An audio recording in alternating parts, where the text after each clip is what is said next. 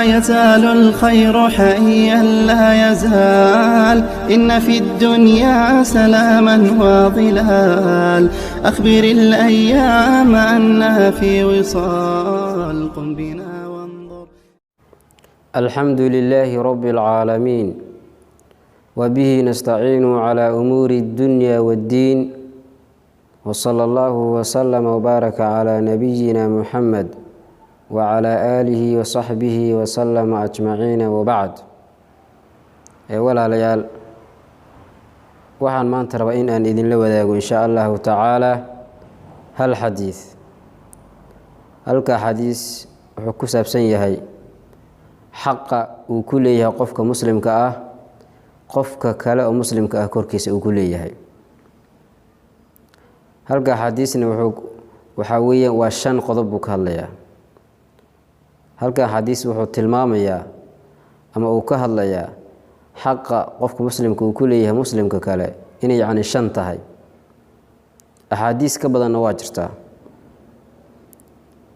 laakiin xadiiska kan ee aan rabo in aan ka hadlo wuxuu ku saabsan yahay 5 ayuu ku saabsan yahay. xaqa qofka muslimka uu ku leeyahay muslimka kale korkiisa xaqaas waa uu badan yahay. 5 kaliya maahan, laakiin aniga waxaan rabaa maanta inaan ka hadlo halka xadiis ee ka hadlaya 5taas qodob. xaqa uu ku leeyahay qofka muslimka ah qofka kale muslimka ah korkiisa waa 5 buu yiri nabiga calayhi salaatu wassalaam. kan koowaad waxa weeye raddu salaam, salaanta uu qofka uu ka radiyo uu ka qaado wa alaykum salaam uu yiraahdo wa alaykum salaam wa rahmatullahi wa barakaatuh. wajida salaantii hadda waxay noqotay qofka taqaanid kaliya salaan, qofkaadan aqoon iska daa. xataa qofkaadan aqoon haddii aad salaantid qaarkood waxa weeye waxay ku leeyihiin oo miyuu garanayaa oo muxuu ii salaam hadda salaanta islaamkana saas maahan. salaantii nabiga calayhi salaatu wassalaam inoo sheegay ee sunnada nabiga ahayd saas maahan. waayo nabiga calayhi salaatu wassalaam wuxuu inoo sheegay qofkaad taqaanid iyo qofkaadan aqoonba inaad salaantid. wajida marka arrin qalad ah weeye qofkaad taqaanid kaliya inaad salaantid. qaabka la isku salaamo ilaahay subxaanahu wa tacaala ayaa inoo sheegay. ilaahay subxaanahu wa tacaala wuxuu yidhi waidaa xuyiitum bitaxiyatin faxayuu biaxsana minha aw rudduuha. haddii la idin salaamo salaan waxaad ku salaantaan buu yidhi tii laydinku salaamay mid ka wanaagsan biaxsana minha aw rudduuha ama ku celiya. maxaa laga wadaa marka? maalan waxaa lagugu salaamay assalaamu calaykum keliya waraxmatullahi wabarakaatuh kuma uusan darin qofka.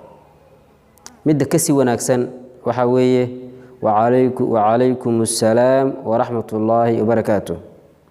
taas ayaa kasii wanaagsan. aw ruduuha ama ku celiya waxaa laga wadaa maalan qofku wuxuu kugu dhahay assalaamu calaykum buu kugu dhahay, waad ku celinaysaa markaa tii uu kuu salaamay mid la mid ah ayaad ku salaamaysaa oo kaga qaadaysaa wacalaykum assalaam baad dhahaysaa. mujida assalaamu calaykum waraxmatullah buu qofku kugu dhahay wacalaykum assalaam waraxmatullah aw ruduuha saas ayaa laga wadaa ama ku celiya. qodobka labaad ama xaqa muslimka uu ku leeyahay qofka kale muslimka korkiisa waxaa ka mid ah qodobka labaad ciyaadatul mariid, qofka xanuunsanaya in la booqdo. qofka muslimka ee xanuunsanaya in la booqdo. wajida qofka muslimka ee xanuunsanaya inaad booqatid waa xaq uu kugu leeyahay. waa inaa la booqdaa, laga warhayaa, loo soo duceeyaa. laa ba'sa dahuurun insha allah, laa ba'sa dahuurun insha allah haddaad dhahdo u ducaysid waxoogaa adkaar kusoo akhrisid ajirna waad ka helaysaa.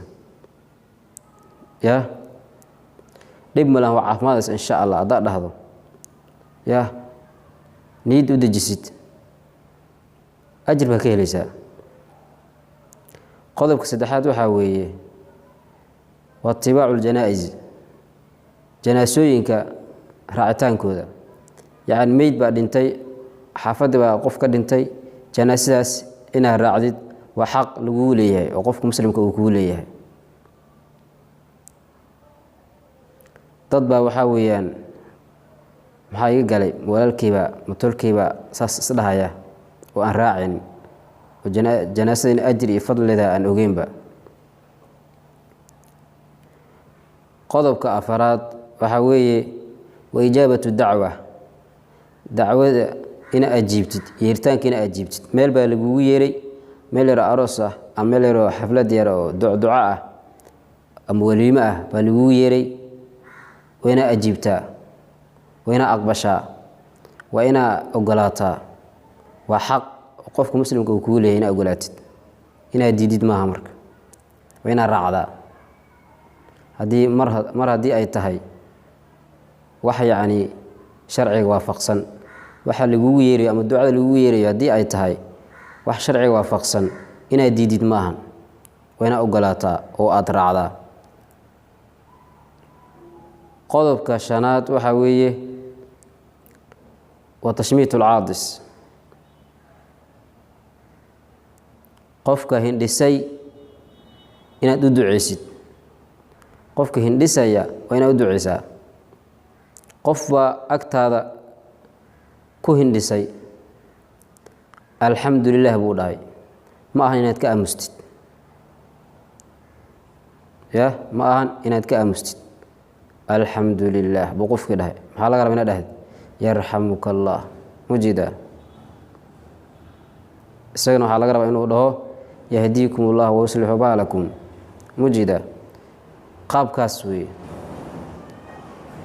dee hindhisada xataa iyo hamaansiga wuxuu yahay dad baanan garanayn oo jaahilka ah. marka waxa kana ma aqaano cayb maahan, waa cilmi barkii. waxa kama aqaan haddaad dhahid, dad baa kugu yaabaya haddii aad dhahid waxa ma aqaan. wax kasta war qofka in wax kasta yaqaano shardi maahan. waxa kama aqaan hadduu ku dhahana cayb maahan. ma aqaan ruuxadeeda ayaa cilmi barkiis ah, aqoonta ka mid tahaba. ma aqaan waxa kan hadduu qofku dhaho. dad baa laakiin ka xishooda, ma aqaan bay ka xishoonayaan. marka qofka hindhisay waa inaa u duceysaa, yarxamuka allah waa inaa dhahda hadduu alxamdulilah dhaho. waxaasu dhan waxaa laga helaa sunnada nebiga calayhi salaatu wasalaam. qofka islaamka waxaa la rabaa inuu kitaabka ilaahay barto subxaanahu wa tacaala oo kitaab qur-aanka ah, iyo axaadiista nebiga calayhi salaatu wasalaam oo sunnada nebiga uu barto, axaadiista nebiga uu barto, kuna dhaqmo ayaa la rabaa. waayo qofku markuu hindhiso in loo duceeyo yaana baray nebiga calayhi salaatu wasalaam ayaana baray, mujidaa. qofku marka haddii uu jaahil ka yahay hindhisadaasi ama shareecada, markuu hindhiso sorry buu iska leeyahay, sorry waan ka xumahay buu leeyahay. sababtoo ah jaahil buu ka yahay. hindhisadan waxay tahay ma oga, ma yaqaano.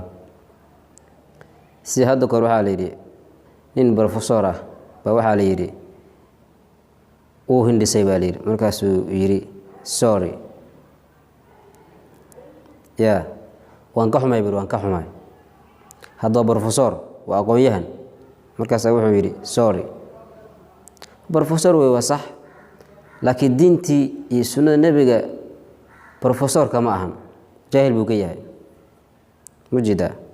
marka waxaa weeyaan aakhiro iyo adduunyo qofka doonaya waa inuu bartaa cilmiga shareecada islaamka. mar haddii qof muslim yahay waa inuu bartaa, waa inuu bartaa. waayo imaam shaafici baa wuxuu yidhi man araada addunya facalayhi bilcilmi waman araada alaakhirata facalayhi bilcilmi. qofka adduunya doonayow cilmiga shareecada islaamka baro oo ku dhaqan oo laasim oo korkaaga ahaato. qofka aakhira doonayow cilmiga shareecada islaamka baro cilmigu imaam shaafici raximahullahu tacaala uu sheegayo cilmigii maadigii maaha waa cilmiga sharcada. marka intaas ayaan kusoo gabagabeynayaa. assalaamu calaykum waraxmat ullaahi wabarakaatuh.